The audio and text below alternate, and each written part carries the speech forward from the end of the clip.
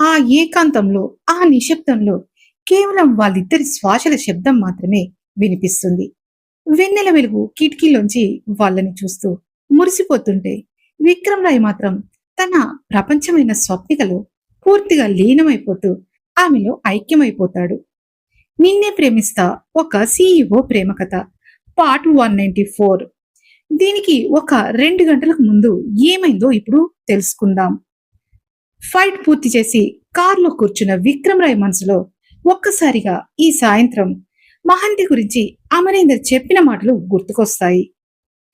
అసలు వీణ్ణి చంపమని ఆకాష్ తన మనుషులని ఎందుకు పంపించుంటాడు? పోనీ ఈ రౌడీలను చూస్తుంటే వీళ్ళు ఇక్కడి వాళ్ళలా లేరు. వీణ్ణి చంపి ఏం ప్రూఫ్ చేద్దామనుకుంటున్నాడు ఈ ఆకాష్? వీడికి చెక్ పెట్టాలంటే ఖచ్చితంగా మహంతితో మాట్లాడితేనే బెటర్ అని డిసైడ్ చేసుకున్న విజయ్ వెంటనే కారు దిగి సంతానంకి ఫోన్ చేస్తాడు. సంతానం, అందరూ సేఫ్ గా ఇల్లు చేరుకున్నారా అని తన బేస్ వాయిస్ తో అడుగుతాడు విజయ్. హా బాస్, ఇప్పుడే గేట్ లోపలికి వచ్చాం, అంతా సేఫ్. మీరెలా ఉన్నారు బాస్ అని అడుగుతాడు సంతానం ఆతృతగా. గుడ్ సంతానం, నేను ఎలాగైనా నన్ను నేను సేవ్ చేసుకుంటాను. కానీ వదినమ్మ, రాజ్ ఇంకా అంత ఫ్యామిలీ క్షేమంగా ఉండటం కావాలి మనకు అని స్థిరంగా అంటాడు విజయ్. బాస్, వాళ్ళంతా ఎవరు బాస్? మీతో కనీసం నేనైనా ఉంటే బాగుండేది. మమ్మల్ని అందరినీ ఉండనీయకుండా పంపించేశారు మీరు అని బాధగా అంటాడు సంతానం. ఎవరు అనుకున్నాను కానీ మన కంపెనీ బోర్డు మెంబర్స్ రహస్యాలు, ఆకాష్ చేస్తున్న అన్యాయాలు తెలిసిన వ్యక్తిని ఆ గూండాలు చంపడానికి ట్రై చేశారు. వాళ్ళని నేను ఇప్పుడే ఫినిష్ చేసేసాను. కానీ చూడబోతే వాళ్ళు మన లోకల్ రౌడీలా లేరు. దీని వెనుక ఏదో పెద్ద ప్లానే ఉండుంటుంది అని సాలోచనగా అంటాడు విజయ్. అంటే ఆకాష్ సిండికేట్ కి తెలియకుండా మరో నెట్వర్క్ ని వాడుతున్నాడా బాస్ అని ఆశ్చర్యంగా అంటాడు సంతానం. అందుకే మనం ఇప్పుడు ఒక అడుగు ముందుండాలి సంతానం. వెంటనే డిఐజీ మహంతికి ఫోన్ చేయి. నేను చెప్పే అడ్రస్ కి ఆయన్ని రమ్మని చెప్పు. ఆకాష్ గురించి, ఎస్ఎన్ఎస్ కంపెనీ బోర్డు మెంబర్స్ గురించి, మన దగ్గర ఉన్న ఈ సీక్రెట్ విట్నెస్ ని ఆయనకు అప్పగించాలి. మహంతితో మాట్లాడి నేరుగా స్పాట్ కి తీసుకురా అని అంటాడు విజయ్. సరే బాస్, ఇప్పుడే ఆయనతో మాట్లాడి బయలుదేరుతాను అని అంటాడు సంతానం. 10 నిమిషాల తర్వాత విజయ్కి సంతానం నుండి తిరిగి కాల్ వస్తుంది. బాస్, మహంతి గారితో మాట్లాడాను. ఆయనతో పాటు స్పెషల్ టీం కూడా వస్తుంది. ఒక 20 నిమిషాల్లో ఆయన మీరు చెప్పిన అడ్రస్ కి చేరుకుంటారు. నేను కూడా బయలుదేరాను బాస్ అని అంటాడు సంతానం. అప్పుడే ఒక పదునైన నవ్వు నవ్వి, వెరీ గుడ్, ఆకాష్ గాడు రేపు బోర్డు మీటింగ్ లో నాకున్న పవర్ కి చెక్ పెట్టాలని వాడు పెద్ద ప్లానే వేశాడు సంతానం. కానీ రేపు మార్నింగ్ వాడు చూడబోయేది విక్రమ్ రాయ్ వేసిన డెడ్లీ కౌంటర్ అటాక్. మహంతిని జాగ్రత్తగా తీసుకురా. ఇవాళ రాత్రే ఆకాష్ గడ్ సామ్రాజ్యానికి పునాదులు కదలాలి అని ఆవేశంగా అంటాడు విజయ్. సరే బాస్, మరి తర్వాత ఏం చేద్దాం అని అడుగుతాడు సంతానం. ఏం లేదు, నువ్వు వస్తే నేను విని నీకు అప్పచెప్తాను. నేను మీడియా కంట పడను. ఇదంతా సీక్రెట్ గా ఉండాలి. వీణ్ణి మన బేస్ కి తీసుకెళ్లాలి నువ్వు అని అంటాడు విజయ్. ఇక్కడ విజయ్ కారు వెనక సీట్లో కూర్చున్న వాడి పేరు దివాకరం. వాడి ఒళ్ళంతా చెమటలు పడుతున్నాయి. సరిగ్గా 1 గంట క్రితం తన కళ్ల ముందే 20 మంది రౌడీలను విక్రమ్ రాయ్ ఒక మృగంలా వేటాడిన తీరు గుర్తొచ్చి వాడు భయంతో వణికిపోతున్నాడు. తనలో తాను గొనుక్కుంటూ వణుకుతున్న గొంతుతో, దేవుడా ఏంటిది? ఆకాష్ గాడు కరెన్సీ నోట్ల కోసం ఆశ చూపిస్తే గిఫ్ట్ కలెక్ట్ చేసుకోమంటే వెళ్ళిన నాకు చావుని గిఫ్ట్ గా పంపాడు. వాడు చంపాలని చూస్తే వీడు అసలు యమధర్మరాజులాగే 20 మందిని 20 నిమిషాల్లో మట్టి కరిపించాడు. ఇప్పుడు ఈయన ఇక్కడ ఎందుకు ఆపాడు? కొంపదీసి నన్ను కూడా చంపేస్తాడా ఏంటి అని వాడు విజయ్ గురించి భయం భయంగా చూస్తుంటాడు.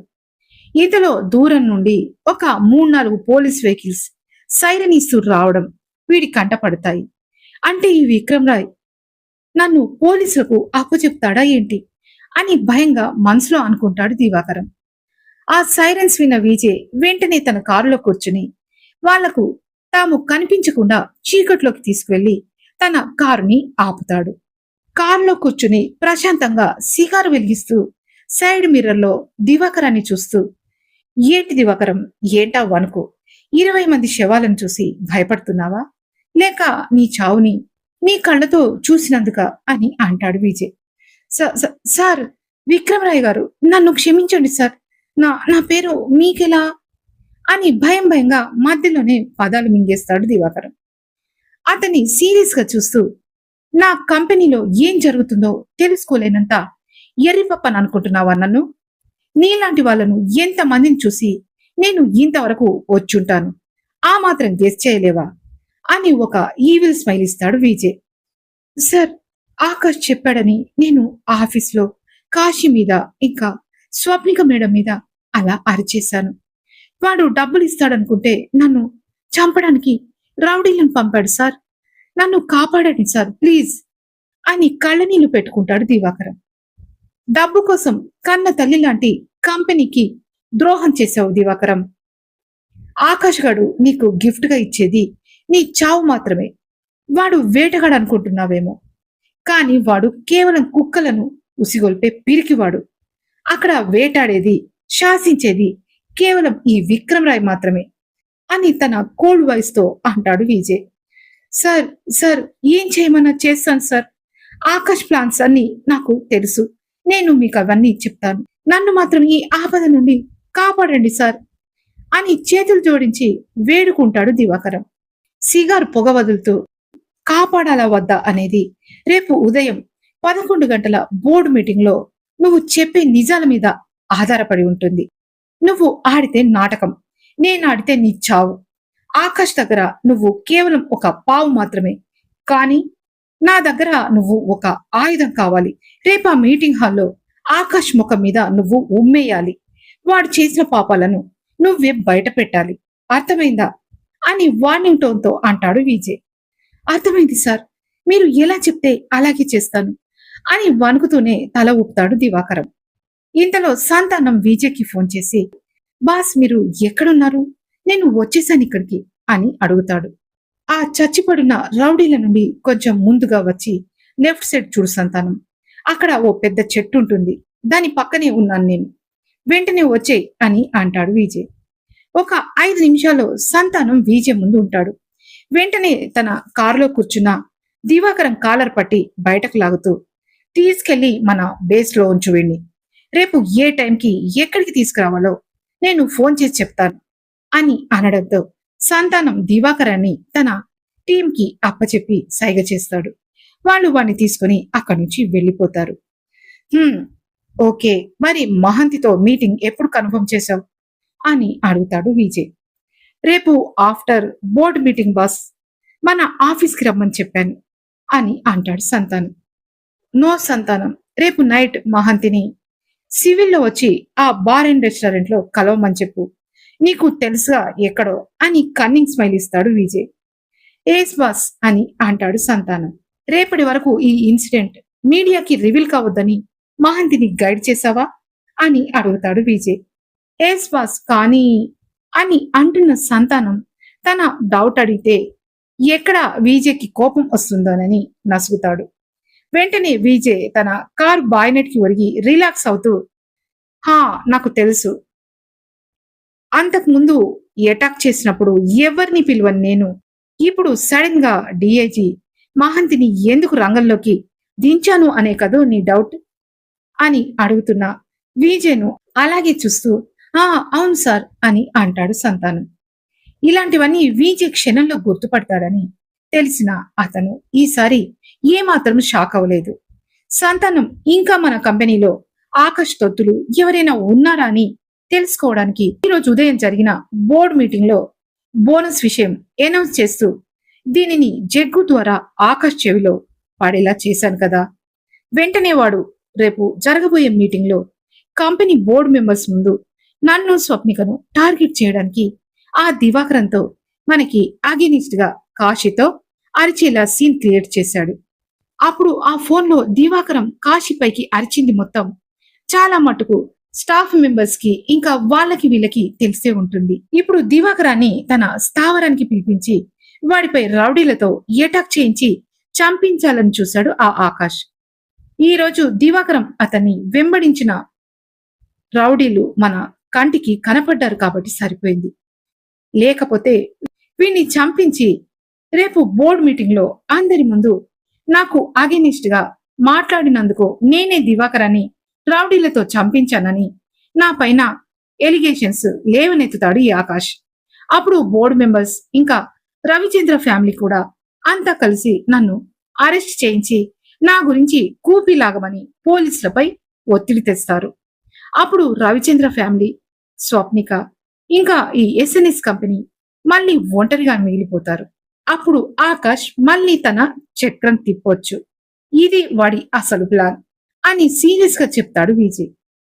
అంటే ఆకాష్ మైండ్ లో ఇంత పెద్ద కుట్ర ఉందా బాస్?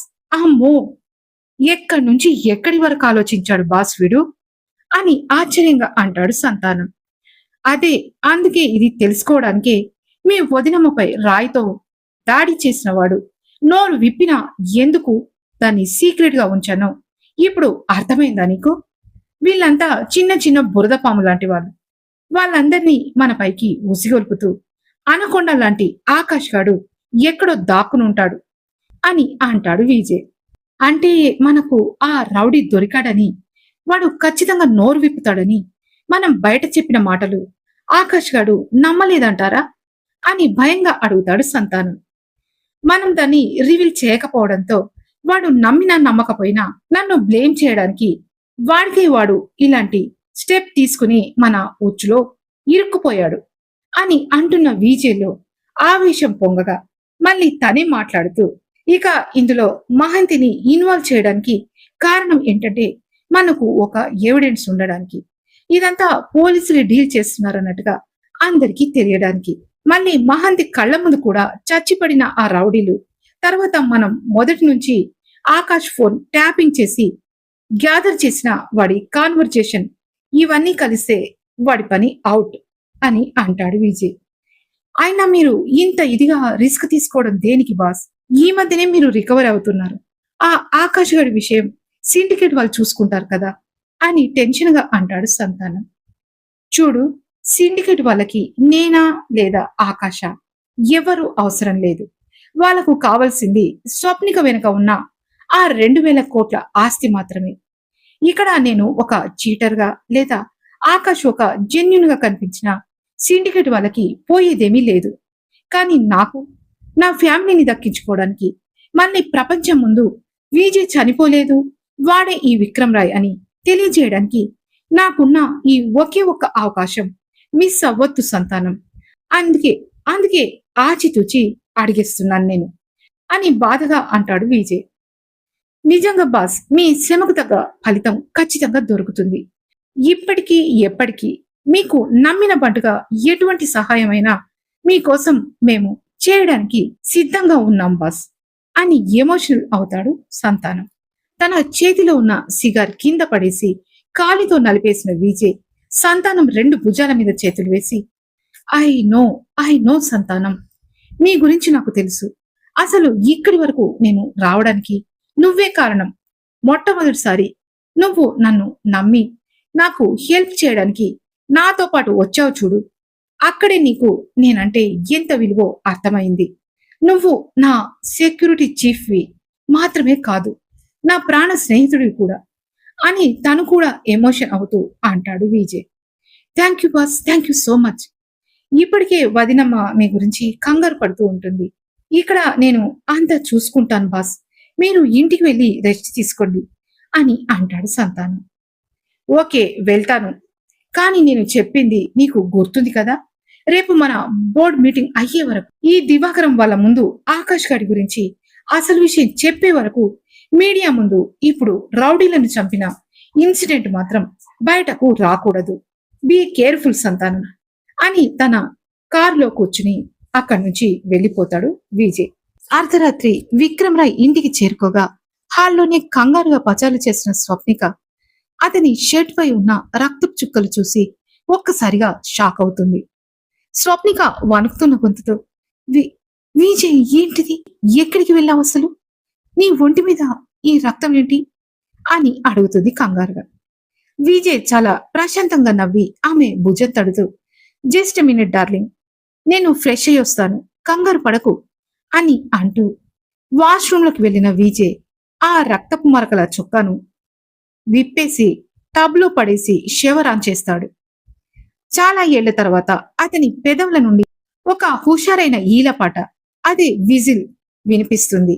అది విన్న స్వప్నిక గుండెల్లో ఏదో తెలియని నిశ్చింత సంతోషం పురి విప్పి నెమల్లా నాట్యం చేస్తుంది. బయట గాలి వేగంగా వీస్తుంది.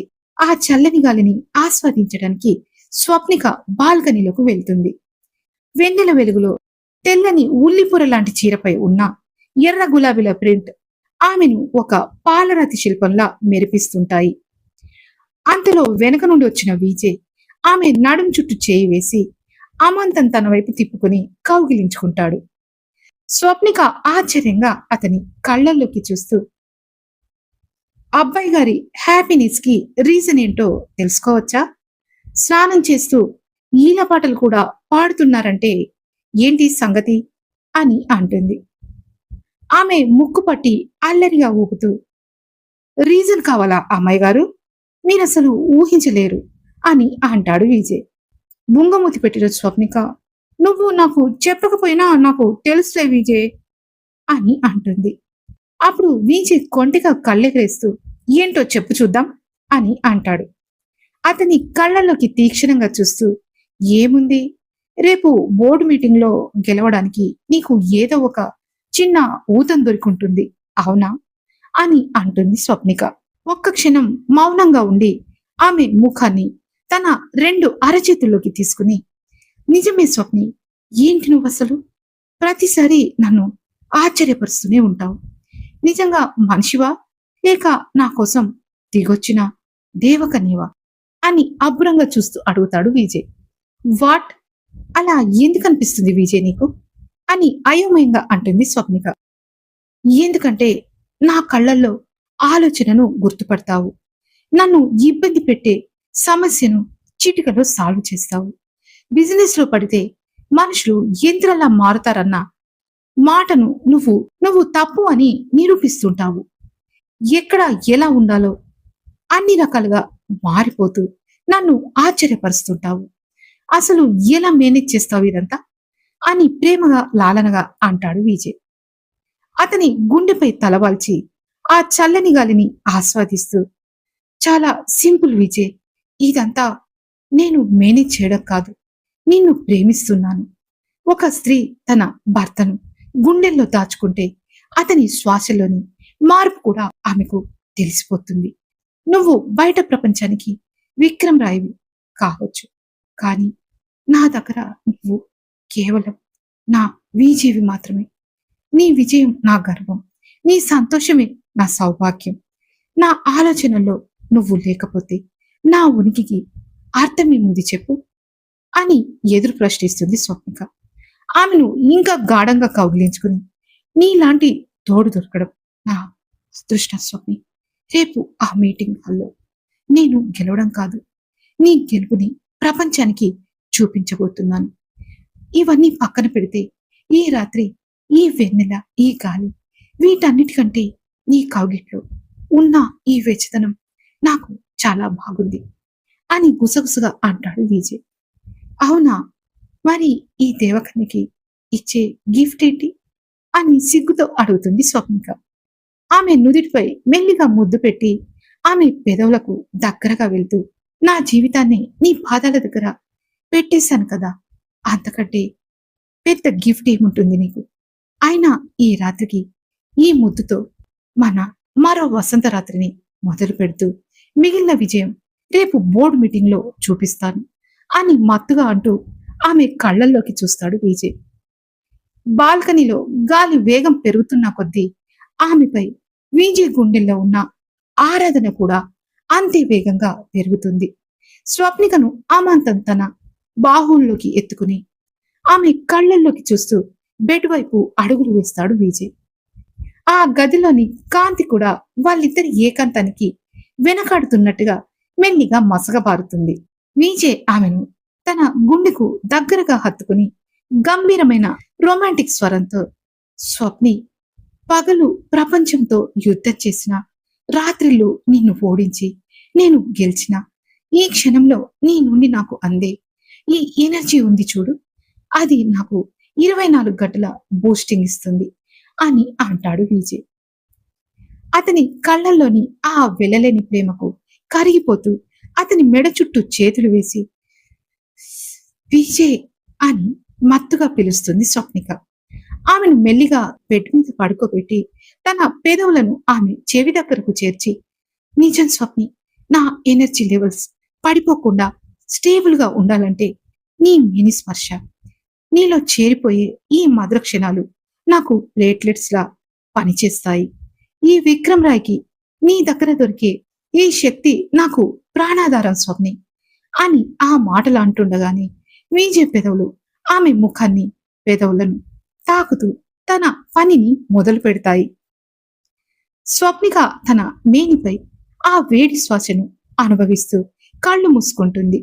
విజయ్ తన బలిష్టమైన చేతులతో ఆమెను హత్తుకుని ఆమె గుండెలను హత్తుకున్న పైటను, ఆమెను చుట్టేసిన ఆ ఉల్లిపొర లాంటి చీరను మెల్లిగా ఆమె మేని నుండి వేరు చేస్తాడు.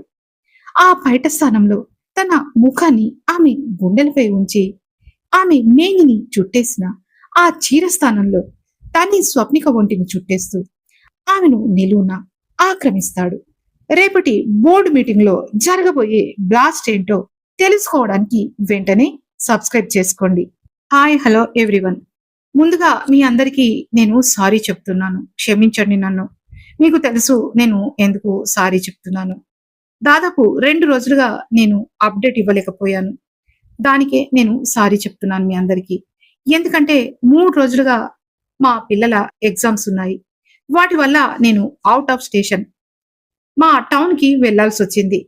అందుకే నిన్నే ప్రేమిస్తా ఒక CEO ప్రేమ కథను మీకు అందించలేకపోయాను. ప్లీజ్ దయచేసి అర్థం చేసుకోండి, నాకు కోఆపరేట్ చేయండి, ఓకేనా? మరొకసారి మీ అందరికీ సారీ చెబుతూ ఈ పార్ట్ మీకు నచ్చినట్టయితే లైక్ చేసి కామెంట్ పెట్టండి. Thank you so much.